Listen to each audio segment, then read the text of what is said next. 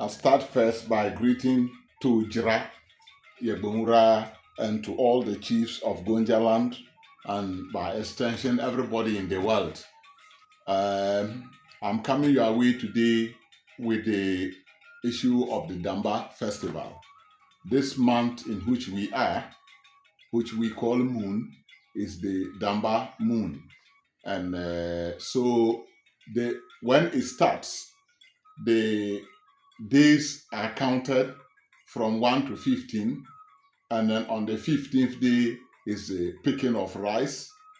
On the 16th day is the slaughtering of cow, and on the 17th day is the big teaset.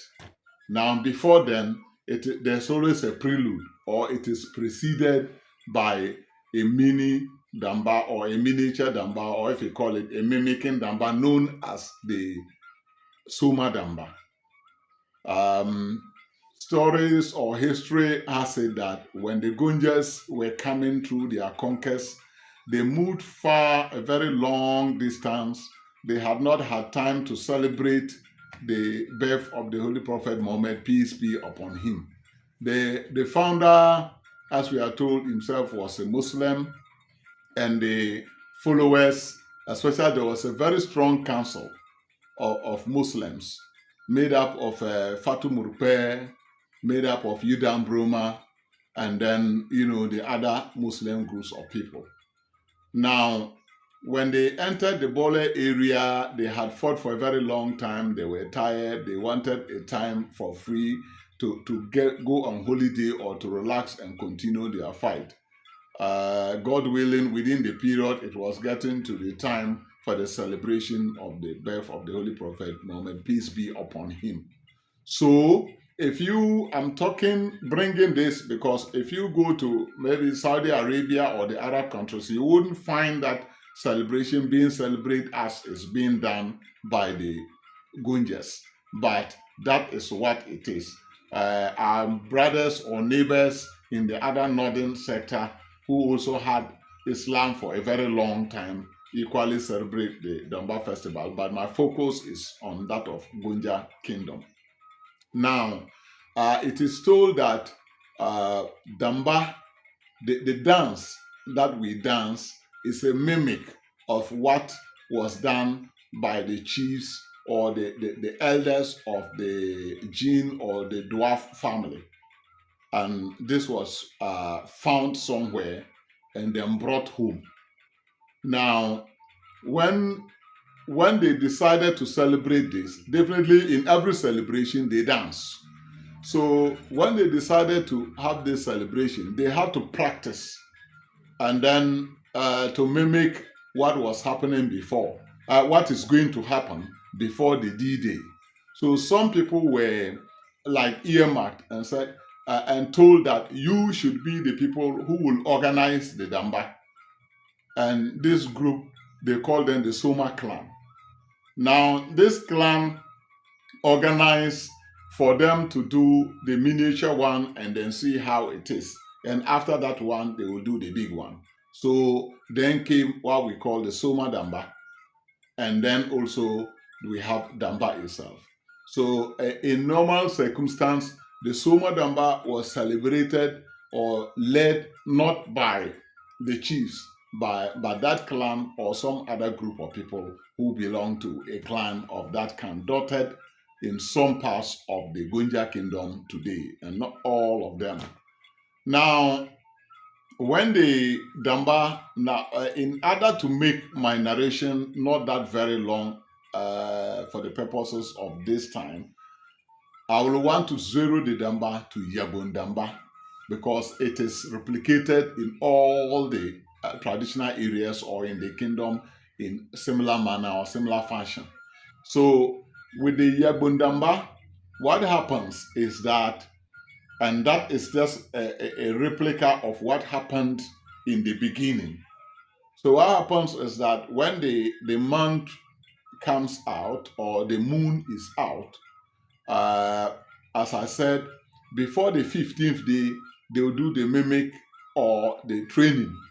And the training one, which is the Soma Damba, will be celebrated, almost like the big Damba. So in order not to narrate it and go and narrate the other one, I just pick the big Damba. But the difference between the Soma Damba and the big Damba is the big TZ, which is not shared in the Soma Damba. The rest of the activities are done almost the same. So the Soma Damba is often done, and then they dance and they go home. It is to remind the people that Damba is up. Those who haven't learned how to dance will go and learn how to dance. Those who haven't watched their Damba distance, there's a time for them to get their preparation done. For those who haven't bought other things that they need for Damba, all these things would have been done, and even the Muslims would have gotten ready with their little things to do. So now, on the 15th day, when they would have now gathered almost all the things, for the celebration, they move to the palace to pick rice. Rice those days had stones and other, because the preparation was not as good as it is today, where we have machines. So they pound and all those things, and it comes with stones and husk and all the rest. So they go to sit down and pick that. While they are doing that, the women are gone to the bush to fetch firewood. They are going to fetch water and all those things in order to gather for everything to be done. So, to get a representation, or to be sure that all stakeholders are there, all the 7 gates that made the Yabung were supposed to be present, or are usually present, in order to make up the number. So that is they used to be 7, now they are 5, but that is a different matter to be talked of another day. The fact of the matter is that it refers to all the gates are given place, and then the rice is brought out in calabashes and shared to the people to pick. It used to be in big amounts, because they have to pick all the stones in for it to be well cooked. And so it is put down, and in order for them to start, they just do the imam, and then his. Don't forget, I said that there was a big council, Yidam Broma, and all those people, Fatu Murpe, and the rest of the people were there. That what they would do now at the palace is the descendants of the Fatu Murpe, who are known as the Satari. And then you also have the Kamaras from the clan of Yidam Broma. They are almost all present.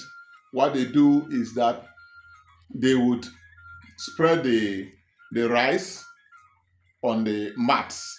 It used to be mats that, and then also the skins that they sit on, and then they put everything together, and then send it. But before they finish the picking, in the process of the picking, after the Malams finish their first Adua, and then they start, when they will pick, pick, stop each time, then they will recite, and then they will pick again, stop each time, they will recite for 7 good times. That means that by the 7th time, the whole thing would have been done. It used to be very long. Now it is put at very top. It's ceremonial, because there are no longer stones even in the rice. Sometimes it's difficult to find the very typical indigenous local traditional rice, and so they may use any other rice, and based on that, it's just a kind of style that they do. But in the reality, in those days, they have to pick the stones, and it takes a lot of time. So they do so, and the recitation goes to one family, then it goes to the other, and it goes to the other, until all the gates, are certified. It means that the prayer has gone to everybody for their coming, and for their success, and for the success of the festival that is to be celebrated. That goes, and when they finish, certainly they roll the mat, and the mat is given to the Kamaras, that is the descendants of Yidam Broma, and then they take it away, and then they do, the women take the rice inside and the calabashes, and then a kind of short prayer is given again. It's not a time occasion for long prayers, and then they go. Now they go home and prepare for the next day. Then they come the next day, and then the cow or the bull is brought forward, tied down, and then they when they arrive also at the palace in similar vein, but the issue is that this is because of technicality and traditional issues. I'll just deal with the surface of it. So when they arrive, what they do is that they move, greet the chief. Certainly on entering, the drama is already there, giving them their appellations and the rest. And when they enter into the palace, they just greet, come out, and then they wait on the chief to come out. Here, referring to the king, Yagbonra. He moves out, all the chiefs and everybody is around. Then they start. When they start the process, it is the same thing. They are going around the cow for 7 good times, and then signifying the gifts as well. And then they break, the imams recite, and then they go again. And after they finish, some ritual is done, and then the cow is slaughtered. When the cow is slaughtered, it's distributed according to the positions that are there, the chiefs that are present and their positions, and the other stakeholders. But then a chunk of the meat is stored to be used for the evening and the next day. Now, this day that they have slaughtered this cow, they will just dance a little, no long celebrations, and then they go home and they prepare for the ninth. That night they call it the ninth Damba. And then that night they are going to dance till the next day in the morning. The rice will be cooked in the evening, and that is what the dancers are supposed to eat. And so they prepare the rice while the dancers come in the night. Because of the long nature of the evening, usually they'll start it around dawn, around 12 a.m. or a little bit to that. So in the beginning, usually the youth will come with other, or maybe also come and mimic the dance again, and wait until the real time comes when the elders, because that damba is to be danced by elderly people and all, including the chiefs and also young men and the rest. So, for example, the Yabunra is seated and watching the damba, and therefore no other chief except the fellow has some kind of technical issues or maybe sickness that makes it difficult for the fellow to go and dance. Everybody will be dancing that way until he retires into his room because of age, and also the elder ones, some of them retire. But the dance has to go on continuously and consistently in the night until the next day in the morning, where some of them will break to go and pray, because Islam has been rooted in the Gonja tradition, for which you cannot narrate anything Gonja without the Islamic aspect coming in. So they break to pray while the dance still goes on anyway. And normal Sekusa, they don't break it completely. They just try to keep it running so that it still gets the opportunity of occupying the whole dance activities. And then in the morning, after the prayers, the chief come out, or he could even come out even before the prayers. And later, after that, the food again is given out to some of those who want to eat. And maybe if there are some drink, usually dance goes with merrymaking. And so there could be, even though I've spoken about Islam and the rest, I don't want somebody to get it wrong and come. Then the fellow has realized that they are taking alcoholic drinks. Yes, there are a lot of them who take alcoholic drinks, who certainly maybe are either Muslims halfway or not or whatever, but some take the alcoholic drink. So it is also brought in to ginger the dance so that it could look very strong for those who take it. For those who take it until the next day in the morning, the chief then allows them to go. As he goes back, he retires into his this, and the older ones go, but the young ones could do that up to even 6:30, and then break and go back now and prepare for the main damba. Now, the main damba is just a ceremony. It may last long, but it's just about the dance, drumming, and talking and the rest. So it's a kind of deba that you can call deba of chiefs. So in the case of the main damba, when it is evening, getting to afternoon, it just depends. Also, if you have it, it mustn't necessarily be in the afternoon. Of course, the celebrating used to be, but it has changed or transformed because of other dignitaries or other people often being invited. Otherwise, we are told that usually after the Zuhur prayer or the afternoon prayer, then they will then converge again at the Yagunwure's palace. First, it was Nyange, and now Damango. There is another history altogether about the movement, which is a different thing.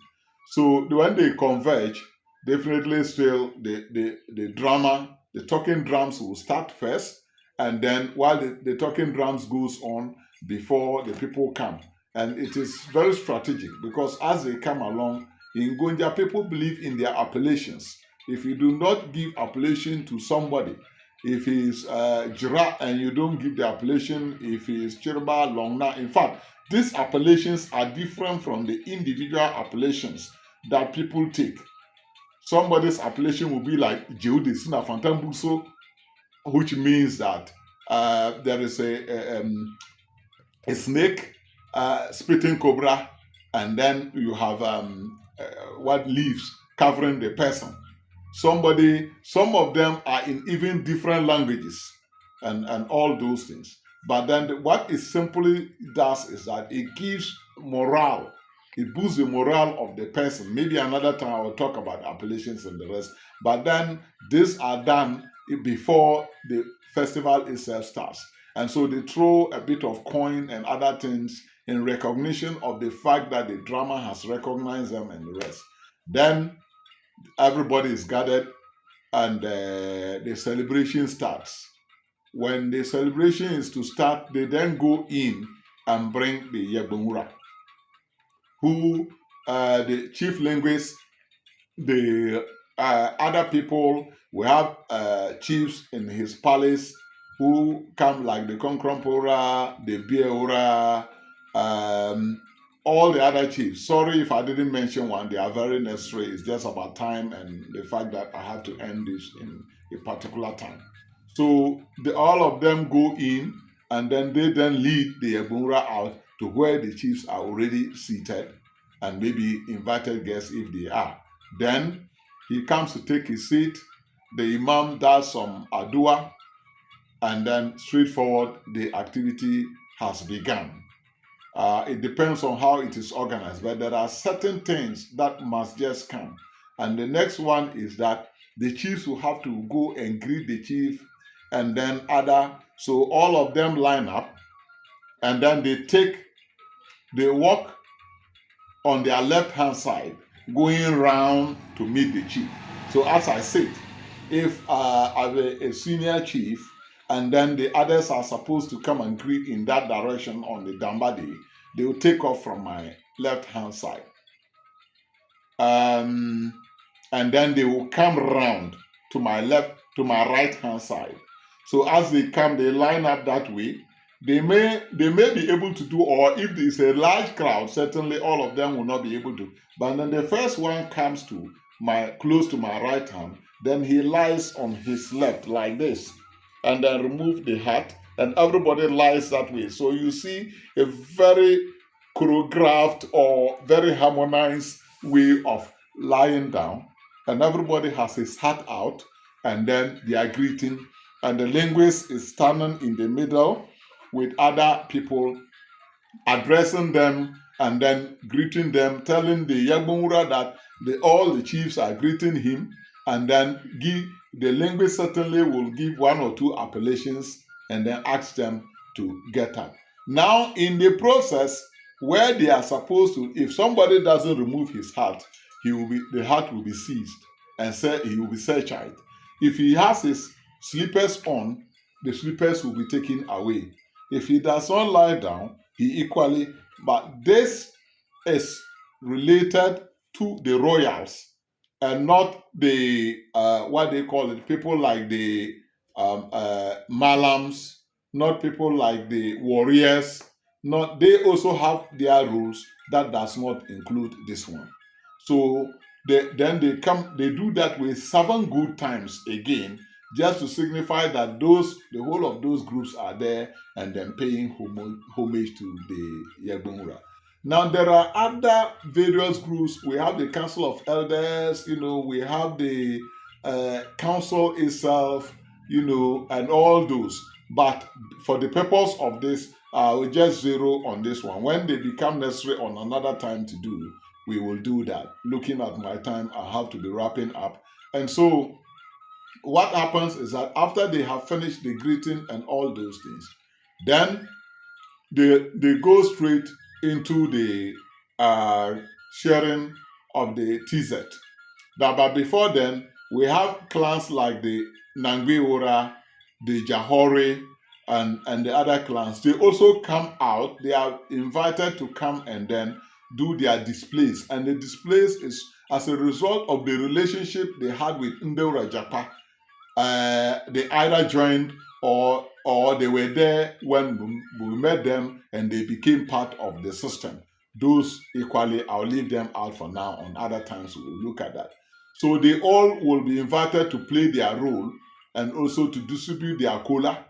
And after that, the TZ time is up. They will give it to the various role players first. Then they go to the senior most chiefs. And from the senior most chiefs, they will go to other key stakeholders in the system. And after distributing to a certain extent, they don't leave out anybody. Other tribes who have been part of the traditional area are given their due recognition quite all right. So they will mention this is for Grunshis, this is for Sisala, this is for Dagomba, this is any other tribe that is found within. And of late, even key government stakeholders are mentioned and given their due. Of course, like I said, the Mbonwures and the rest, they would have taken theirs even far earlier. And then when they finish all these things, they will now, if there is any speech to be made, the speech is made. But this issue of speech can be changed, but this is how it should go normally. And then, when they finish, and then they then call in to dance because the sharing has been done the same way. It will start with the imam or the malam who happen to be the wife that, or they call them wives of the Yagbonura, and then the linguists and all those things. They will all dance in that series using a tale, a long one, which will be given to them. And when they go and come, they also hand it over and the others dance. Just in that order. They do that until it gets to the chiefs, and the chiefs also dance again in order of seniority. One comes out, the other one follows, the other one follows. Now, one single thing I forgot, which I should bring in the course of distribution of the TZ. The women are those who go in and bring the TZ. They dance, bring the TZ out, leave the TZ. They are usually led by the linguist family. They lead and bring out the TZ. The linguists and then the other groups, they go in and then they lead and bring the TZ out. And then also in the course of distribution of the TZ, something also dramatic happens. It gets to a time that after some distance, they will recognize witches and they will recognize wizards. Somebody will say, why should they recognize witches? Anyway, in Ghana now, if you are listening to me anywhere in the world, in Ghana, very soon it will be a crime to even call somebody a witch. But for now, and also for the purpose of Damba, I think that one may not be taken away for the fact that they have given and somebody voluntarily runs out and collects it as a witch or wizard. In the Gonja, we recognize both witches and wizards and treat them as same, witches and wizards, and no wizards for any time that they do it, whether it is right or not. I'm just talking in line with the tradition where they distribute to witches or where issues come up and it's witches and wizards and not wizards or not witches only. Now, it is given out, somebody runs out to go and collect, they give out to thieves, and somebody runs out to go and collect, they give out to other people. Why do they do that? The historical antecedents or the traditions tell us that every day, before every time and before today, every caliber or category of person that you see today was also there those days. And so they want to recognize the role that the thieves have played is the reason for which we have security and others. The role that the witches have played is the reason for which we have the other people with medicine or juju or magical effigies that have to do, or the ghosts that are there. So everybody's role is recognized. That is the essence of the distribution of the TZ and then the meat. The essence is to recognize the role played by every stakeholder or role player in the Gonja kingdom within the period. And after that, they then move in to finish up, where the dance then comes. And after the dancing, there's some short ceremony of closing prayer again, and then the Damba is closed. There may be one or two things left out, but I'll come your way another time again. And all the issues that are raised, the greeting, I'll come your way one day with the greeting style in Gonja and how unique it is only to Gonja and not any other tribe in this world or group in this world. Then the other roles played by the various families and the rest, and possibly those that I might have left out because of time. I will bring all those things. Thank you very much, and thanks to everybody for your wonderful support, viewership, and the rest. But please don't forget to follow my page, like, and share. That is where we all learn. I also learn when I do this. Sometimes the informations come back and it's good. Thank you.